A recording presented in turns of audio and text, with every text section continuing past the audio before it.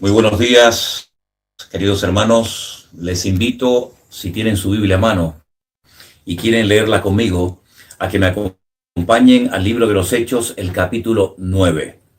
A partir del versículo 1, la Biblia dice: Saulo, respirando aire, y le pidió cartas para las sinagogas de Damasco, a fin de que si hallase algunos hombres o mujeres de este camino, los trajese presos a Jerusalén. Mas yendo por el camino, aconteció que al llegar cerca de Damasco, repentinamente le rodeó un resplandor del cielo.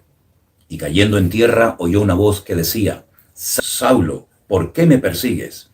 Y él le dijo: ¿Quién eres, Señor? Y le dijo: Yo soy Jesús, a quien tú persigues. Dura cosa te es dar coces contra el aguijón. Él, temblando y temeroso, dijo: Señor, ¿qué quieres que yo haga? Y el Señor le dijo: levántate y entra en la ciudad, y te dirá lo que debes de hacer. Queridos hermanos, bienvenidos un día más. Estamos retransmitiendo este devocional en directo desde Galicia, a través de Facebook y a través también de YouTube. Nuestro hermano Armando está aquí en esta mañana conmigo y me está ayudando a retransmitir por un canal y por otro. Ahora bien, la historia de Saulo de Tarso, más conocido como el apóstol Pablo, es realmente una historia muy interesante.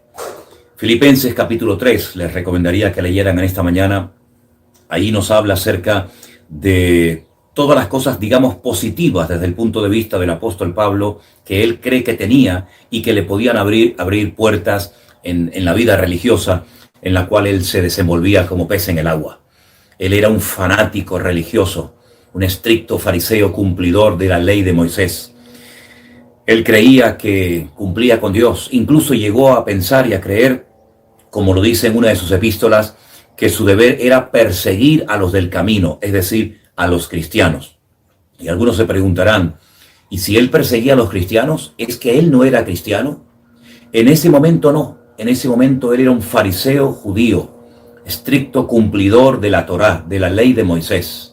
Y para él era una amenaza aquel grupo de hombres y mujeres que no paraban de crecer y decir por todas partes que el Mesías había venido, que Jesús de Nazaret era el verdadero Mesías, que había muerto en una cruz, que había resucitado al tercer día y que el Padre lo había elevado hasta lo sumo.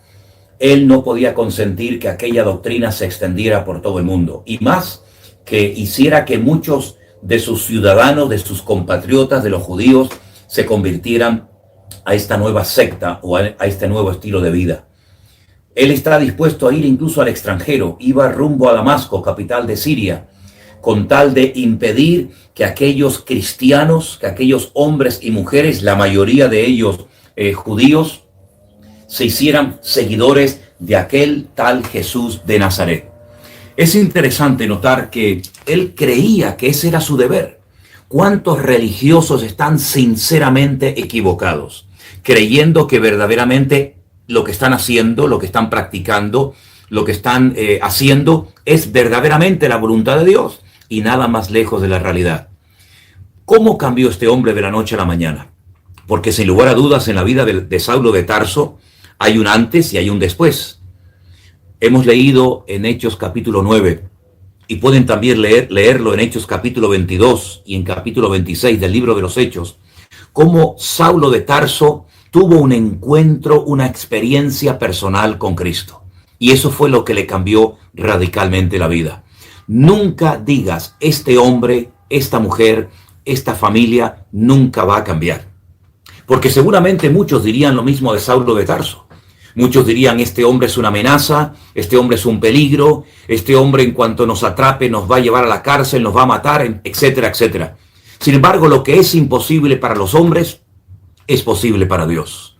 Este hombre cambió, ya digo, radicalmente, se convierte en un perseguidor de personas, pero no para matarlos, no para torturarlos y hacerles daño, sino para ganarlos para Cristo, para hablarles del Evangelio, que él entiende que es lo que trae verdadera libertad a los corazones de los hombres y mujeres. Escribió muchas cartas, la mayoría de ellas las tenemos en nuestras Biblias, en el Nuevo Testamento.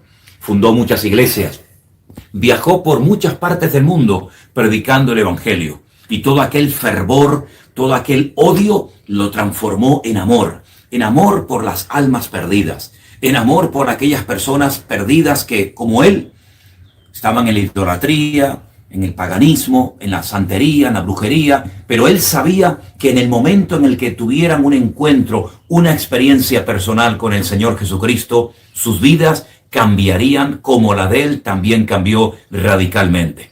Y es que lo que el hombre necesita para ser libre, verdaderamente libre, lo que el hombre necesita verdaderamente para vivir en paz y en armonía, es un encuentro, una experiencia personal con el Señor Jesucristo, con ese Cristo vivo, no ese Cristo muerto, crucificado, que da lástima verlo colgado en una cruz, sino con ese Cristo que sana, ese Cristo que libera, ese Cristo que rompe cadenas y ataduras, ese Cristo vivo que está en esta mañana, en este momento, tocando a la puerta de tu corazón, queriendo entrar para cambiarte y transformarte la vida. Saulo de Tarso, cuando cae a tierra, aquel valiente y osado y atrevido fariseo judío, temblando, dice: ¿qué quieres que haga, Señor? Esa pregunta se la deberían de hacer todos los cristianos en algún momento de su vida, sinceramente al Señor. ¿Qué quieres que haga? ¿Te has preguntado alguna vez si lo que estás haciendo es realmente la voluntad de Dios? Si no es la voluntad de Dios, ¿por qué lo haces? Estás perdiendo el tiempo, estás perdiendo tu energía, te estás tal vez animando, entusiasmando con cosas que son de tu agrado, pero que tal vez no son del agrado, ni son la voluntad de Dios. Por lo tanto, hazle hoy esta pregunta a tu Señor. Señor, ¿qué quieres que haga? Y el Señor te dará las instrucciones concretas y específicas, te guiará a través de su bendita y preciosa palabra para que puedas descubrir la voluntad de Dios para tu vida. Porque ahí es donde está la bendición, en el centro de la voluntad de Dios. Así que, ¿por qué no le pedimos en este día que empieza recién ahora al Señor que nos muestre su camino, que nos muestre su voluntad y que podamos nosotros someternos y seguirle a Él y no pretender, como he dicho muchas veces, que Él se someta y nos siga a nosotros? Oramos entonces al Señor juntos en esta mañana. Padre Celestial, te damos muchísimas gracias por este privilegio maravilloso que nos das de empezar el día contigo. Señor, hoy queremos renunciar a nuestra propia voluntad para hacer la tuya. Hoy nos sometemos a tu palabra, a tu señorío, a tu cobertura. Y pedimos, Señor, que tú pastorees y que guíes nuestra vida. Guárdanos, Señor, de todo peligro y de todo mal. Y queremos orar también por aquellos hermanos, familias, pastores, hijos e hijas tuyas, en definitiva, que necesitan un milagro, que necesitan ser sanados, Señor, de estos virus y de cualquier enfermedad o de cualquier cosa que les esté perturbando. Señor, que hoy sea un día de victoria para toda tu amada iglesia. Nos encomendamos a ti, en el nombre de Jesús. Amén. Y amén. Mis queridos hermanos, les deseo de todo corazón que tengan un buen día, que la paz del Señor les acompañe en todo momento.